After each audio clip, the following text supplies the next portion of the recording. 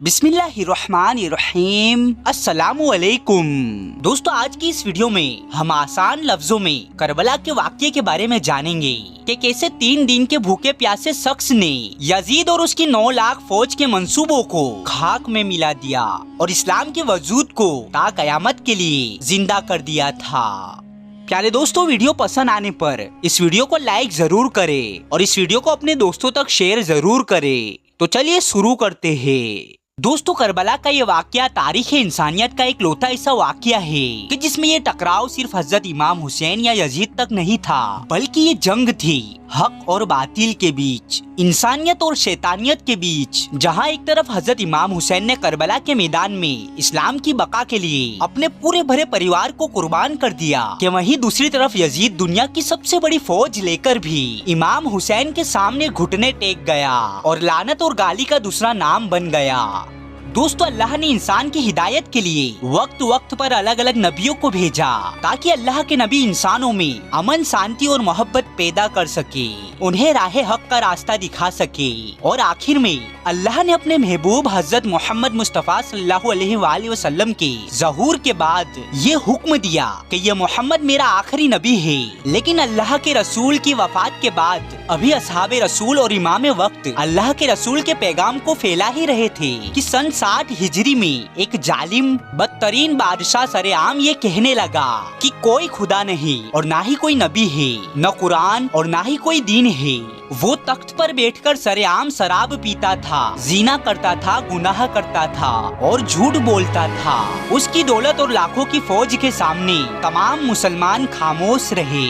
लेकिन अल्लाह के रसूल के प्यारे नवासे हुसैन इब्ने अली खड़े होकर ये कहने लगे कि ए लोगों, कि मैं गवाह हूँ कि मेरे नाना जान अल्लाह के प्यारे रसूल है। कुरान अल्लाह की तरफ से जमीन पर आया है ताकि इंसानों में गरीबी और अमीरी के फर्क को मिटा सके, अरब और अजम के इस तफरके को खत्म कर सके। अल्लाह के नजदीक दौलत नहीं बल्कि ईमान देखा जाता है।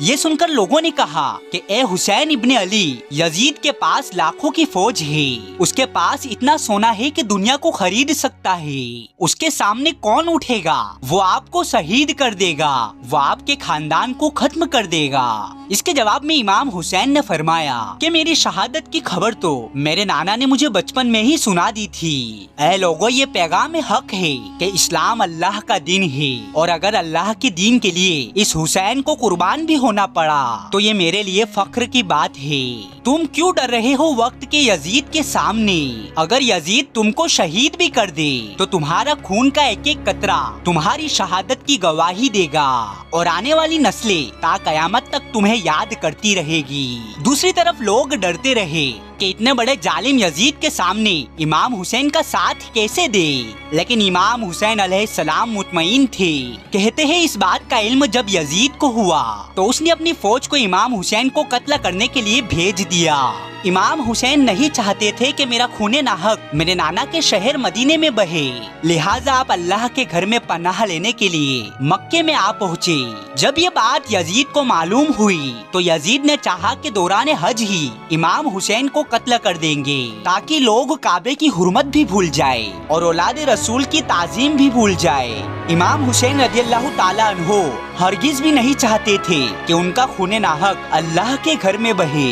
इतने में कूफे के कुछ लोग आपको खत लिखते रहे कि ए नवासे रसूल, हम भी तस्लीम करते हैं कि आपके नाना अल्लाह के रसूल है, लेकिन ये वक्त का बादशाह हम पर जुल्म करता है, हमारी मदद फरमाए। तारीख में मिलता है कि जब कूफे से हजारों खत इमाम हुसैन के पास पहुंचने लगे तो आपने हालात को समझने के लिए अपने भाई मुस्लिम बिन अकील को ये कहकर भेजा कि जाओ और जाकर वहाँ के हालात मालूम करो कि वहाँ के हालात कैसे हैं। कहते हैं जब मुस्लिम बिन अकील रज़ियल्लाहु ताला अन्हो कूफे पहुँचे तो वहाँ के लोगों ने बड़े एहतराम के साथ आपका इस्तकबाल किया। यहाँ तक कि 18,000 लोगों ने आपके साथ बैत कर ली। ये देखकर हजरत मुस्लिम बिन अकील ने इमाम हुसैन के नाम एक खत रवाना कर दिया जिसमें आपने लिखा कि यहाँ के हालात बिल्कुल सही है और 18,000 लोगों ने आपसे बैत भी कर ली है, लिहाजा आप जल्द से जल्द कूफे तशरीफ ले आए।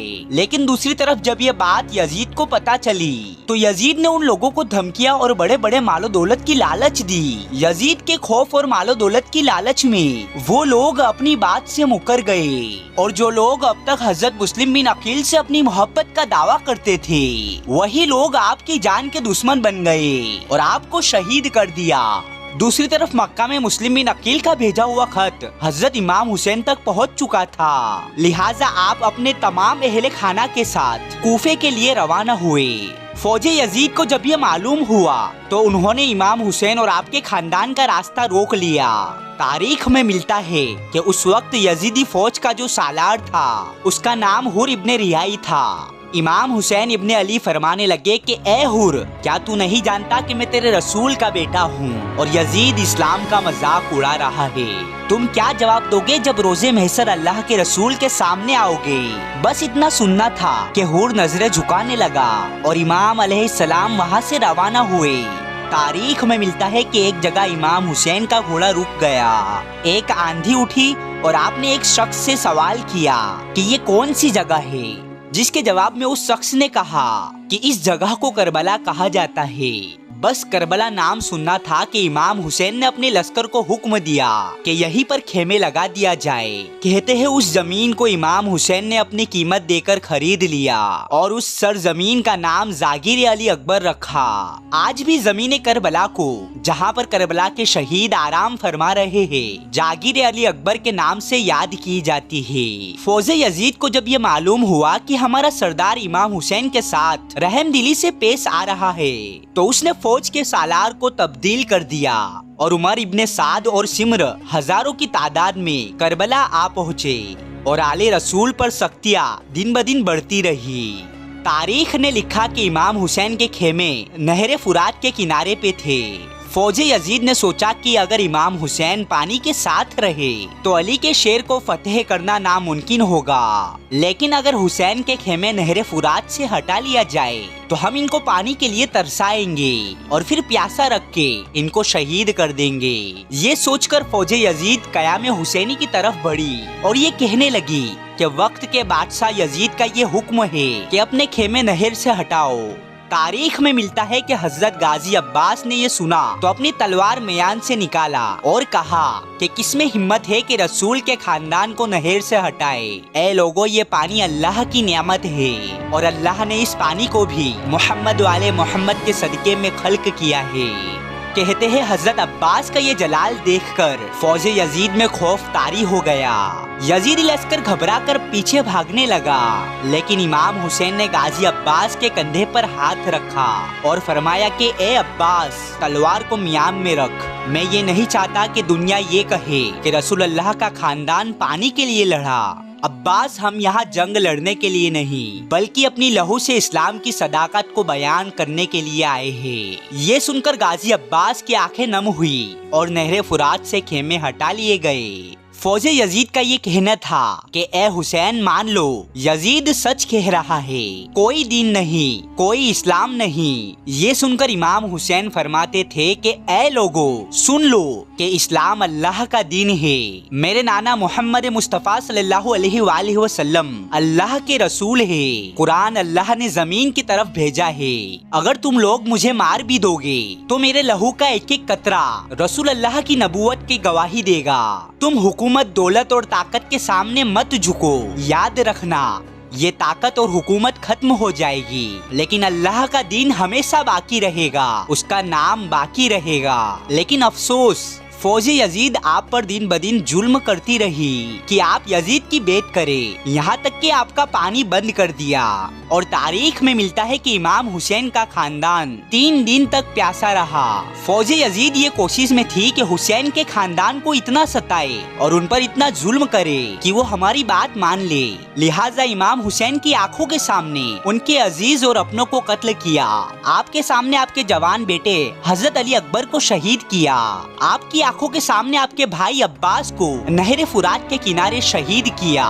जब आप अपने 6 माह के बच्चे हजरत अली असगर को मैदान में लेकर आए और फरमाने लगे कि तुम्हारी जंग तो हुसैन से है, ये 6 माह का बच्चा 3 दिन से भूखा प्यासा है। ए जालिमो, इस बच्चे ने तुम्हारा क्या बिगाड़ा है? इसे थोड़ा सा पानी पिला दो। लेकिन फौजे यजीद ने आपके 6 माह के बच्चे को भी एक बूंद पानी की न दी और फौजे यजीद ये कहने लगी कि जो हमारे बादशाह की बेत नहीं करता वो हमारे नजदीक काफिर है। और ये कहकर 6 माह के बच्चे की तरफ तीर चलाया गया और कुछ इस तरह रसूल अल्लाह के चिराग को भी तीर मारकर बुझा दिया गया।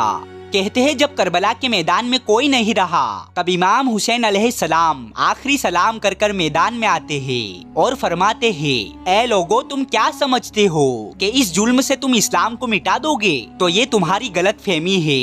इस्लाम अल्लाह का दीन है और इसका मुहाफिज खुद अल्लाह है।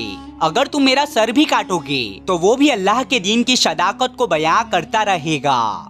तारीख ने लिखा कि हजारों की फौज अली के बेटे से लड़ती रही और यहाँ तक कि भागते भागते मैदान छोड़ने लगी, लेकिन इमाम हुसैन अली के बेटे की तरह मैदान में कर्रार रहे और एक एक करके जालिमों को फिन्नार करते रहे।